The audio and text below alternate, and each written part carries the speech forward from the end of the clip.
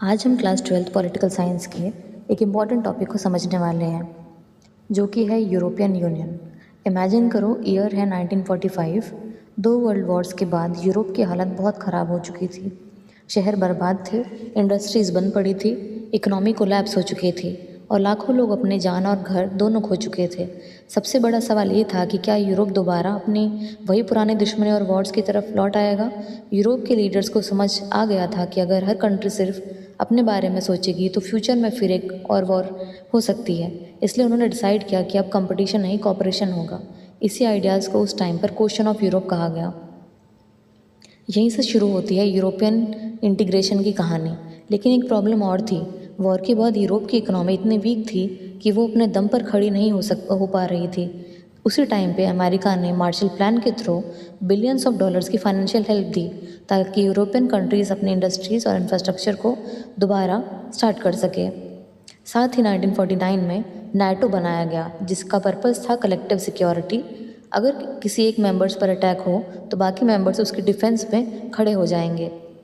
Economic cooperation को और strong बनाने के लिए 1948 में OEEC organisation for European economic cooperation बनाई गई, जहां वेस्ट यूरोपियन कंट्रीज़ मिलकर ट्रेड और इकोनॉमिक डेवलपमेंट पर काम करने लगी।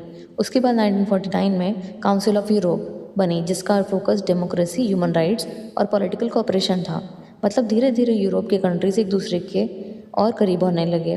लेकिन यूरोपियन यूनियन एक ही दिन में नहीं बना, इसके पीछे कई सालों की जर्नी थी। सबसे पहला और बड़ा स्टेप था 1951 जब 6 कंट्रीज़ ने ट्रीटी ऑफ पेरिस साइन की और European coal and steel cooperation community ECSC बनाई।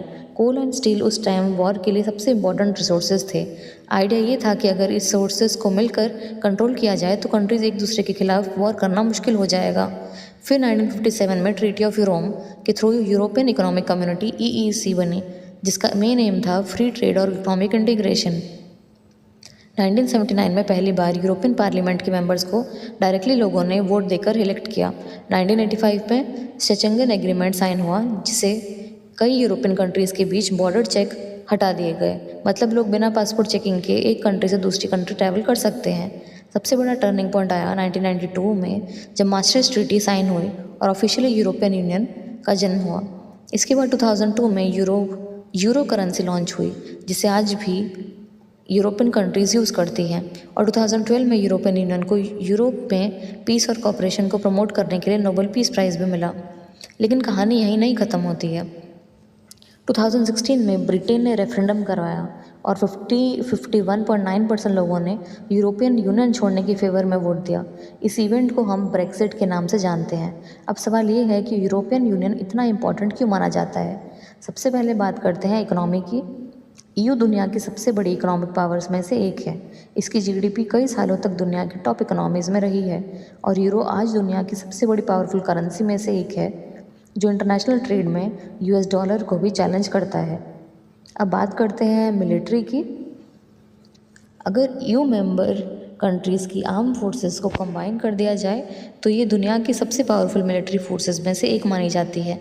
इसके 2 मेंबर्स फ्रांस और उस वक्त ब्रिटेन न्यूक्लियर पावर्स भी रहे हैं। डिप्लोमेसी की अगर बात करें तो यूरोपियन यूनियन सिर्फ मिलिट्री स्ट्रेंथ पर डिपेंड नहीं करता, ये नेगोशिएशन, ट्रेड एग्रीमेंट और डिप्लोमेसी के थ्रू भी अपना इन्फ्लुएंस यूज़ करता है। इसी वजह से इसे सॉफ्ट पावर का भी एक बहुत बड़ा एग्जाम्पल माना जाता है। लेकिन यूरोपियन यूनियन के सामने कुछ और चैलेंजेस भी हैं।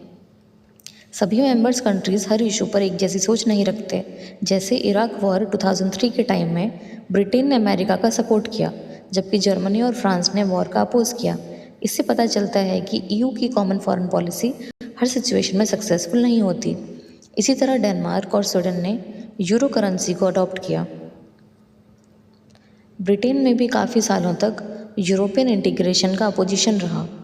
मार्गरेट थैचर भी यूरोपियन यूनियन को ज़्यादा पावर देने की फेवर में नहीं थी और आखिर में 2016 का ब्रेक्जिट इसी अपोजिशन का सबसे बड़ा एग्जाम्पल बन गया।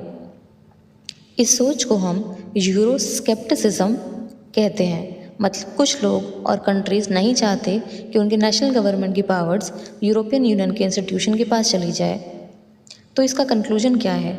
यूरोपियन यूनियन आज दुनिया के सबसे बड़े सक्सेसफुल रीजनल ऑर्गेनाइजेशन में से एक है। इसने यूरोप को इकोनॉमिक ग्रोथ, पीस और पॉलिटिकल कॉपरेशन दिया, लेकिन साथ ही अलग अलग कंट्रीज़ के अपने नेशनल इंटरेस्ट होने की वजह से ईयू अभी भी एक कंप्लीट सिंगल नेशन की तरह काम नहीं कर पा रहा।